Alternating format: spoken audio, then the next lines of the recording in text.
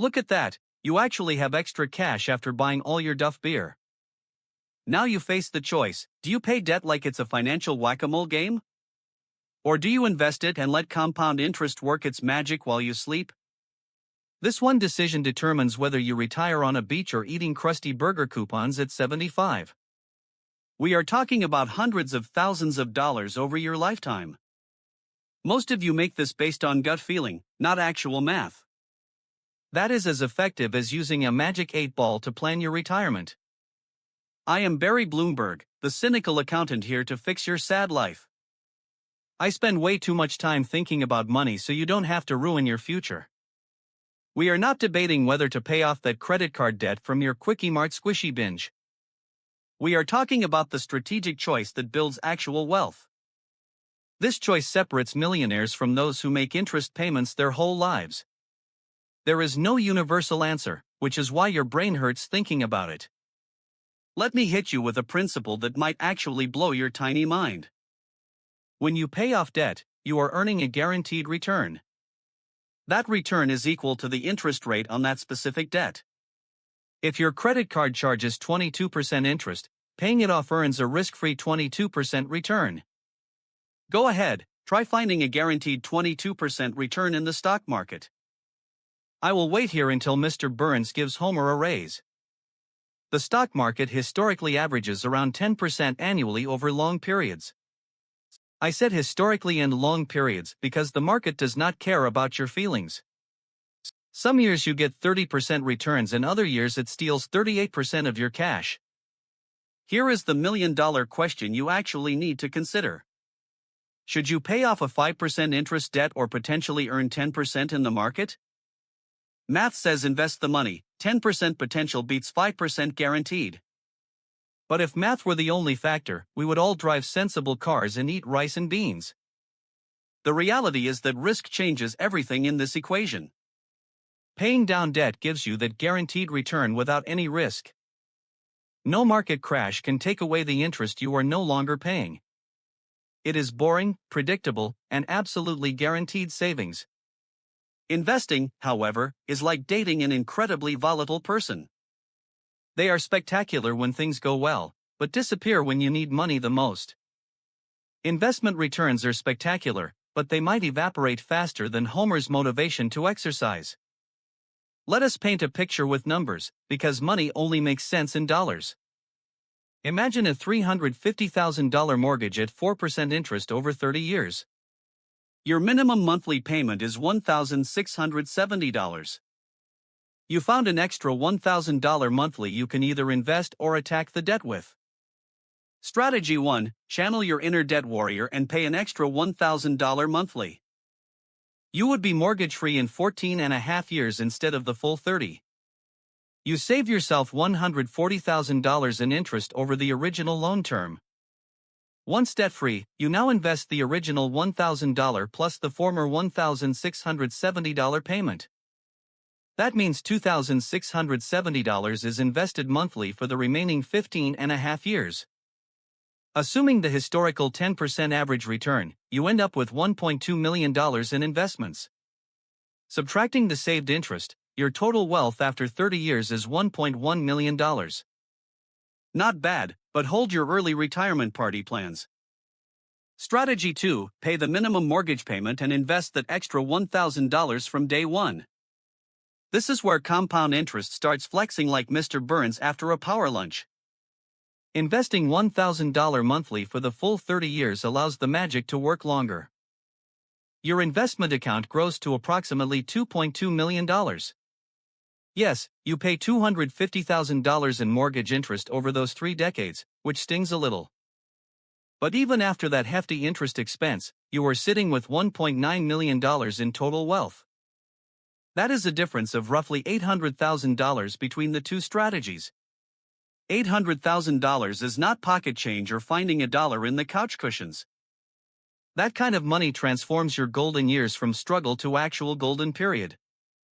Before you rush off to dump every spare dollar into index funds, remember the assumptions. These calculations assume the market actually delivers the historical average return. They assume you stick to this complex plan for 30 full years. They assume you don't panic sell during the inevitable market crashes. This also assumes you avoid life emergencies forcing you to cash out early. The mortgage calculation is an extreme case in this debt versus investment debate.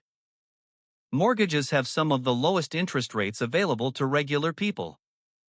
I call this good debt because it is money borrowed at a reasonable rate. Smart investors want to keep low-rate loans around as long as possible. Here is what you ignore: inflation is quietly working in your favor with fixed-rate debt. That $1,670 mortgage payment feels hefty today at the Springfield nuclear plant. But in 20 years, that same payment will feel like pocket change. Why? Inflation makes everything more expensive, except your frozen mortgage payment. Your payment stays fixed in time like a financial fossil. You pay that same amount with money worth significantly less than it is today. Experts get excited about 30-year mortgages because they borrow today's expensive dollars. They pay them back using tomorrow's significantly cheaper dollars. Meanwhile, your invested assets should keep pace with or exceed inflation. You are strategically playing both sides of the inflation game to your advantage. But let us pump the brakes on the mortgage example, because not all debt is created equal. If we are talking about credit card debt, the conversation changes faster than your mood when you see the statement. Credit cards charge you 18, 22, or sometimes even 29% interest. This is financial highway robbery with a fake smile. When dealing with high-interest debt, the math is crystal clear. No safe investment strategy on the planet can consistently beat credit card interest rates. Sure, you might get lucky with a hot stock tip from your cousin who thinks he is the next Warren Buffett. But you are more likely to lose your shirt than consistently beat those rates. This is where the debt avalanche method comes into play. You attack your highest interest rate debts first, regardless of the balance size. Mathematically, it saves you the most money over time. Your future bank account will thank you for being logical instead of emotional. Student loans occupy a weird middle ground in the debt universe. They carry moderate interest rates, sitting between your mortgage and credit cards. They also come with tax deductions that can effectively lower your real interest rate even further. Some student loans are at 3% or 4%, placing them in the zone where investing might make mathematical sense. But unlike a mortgage, you usually cannot write off the interest beyond a certain income level. And unlike your house, you cannot sell your education to get out from under the debt. Car loans present another fascinating case study. Most hover between 4% and 8% interest. But here is the critical thing about cars: they are depreciating assets. They lose value faster than your motivation to go to the gym after New Year's. When you make extra payments on a car loan, you are paying more to own something that becomes less valuable daily. Mathematically, it often makes more sense to invest that extra money. You let the car depreciate at its own pace while your investments appreciate. Now, let us talk about the factor that complicates everything: your timeline and life stage. If you are 25 with a steady income, you can afford to take more risk. Market crashes sting, but you have decades to recover from them. You can ride out the volatility and potentially reap the higher long-term returns. But if you are 55 and thinking seriously about retirement, those crashes hit differently.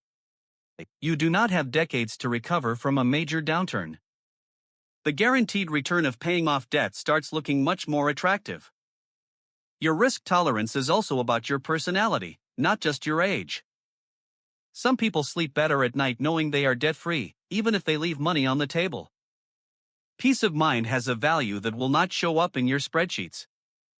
Others are comfortable carrying low-interest debt to maximize investment potential. Debt payments reduce your monthly cash flow flexibility.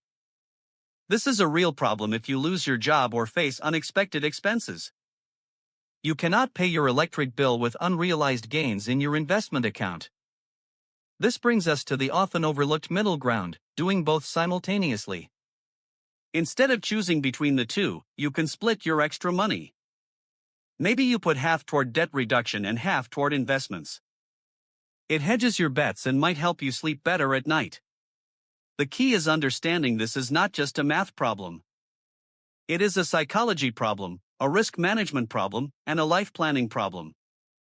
The mathematically optimal choice might not be the right choice for your stress levels. Here is another factor most people completely ignore: the emergency fund reality check. Before you think about debt or investing, you need cash sitting around doing absolutely nothing. I know watching money earn 0.01% interest feels productive as teaching a goldfish calculus. But if you lack an emergency fund and your car becomes an expensive paperweight, guess what happens to your brilliant strategies?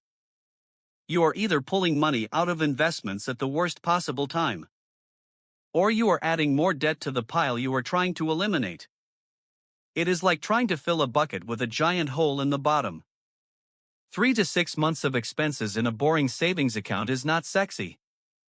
But it is the foundation that keeps your financial strategy from collapsing. Think of it as insurance against your own financial plans going sideways. Now, let us dive into the tax implications most people discover too late. When you pay off debt, especially mortgage debt, you might give up tax benefits. Mortgage interest is often tax deductible, meaning Uncle Sam subsidizes part of your housing costs. Pay off that mortgage early, and you lose that deduction. But remember, getting a tax deduction means you are spending money to save money.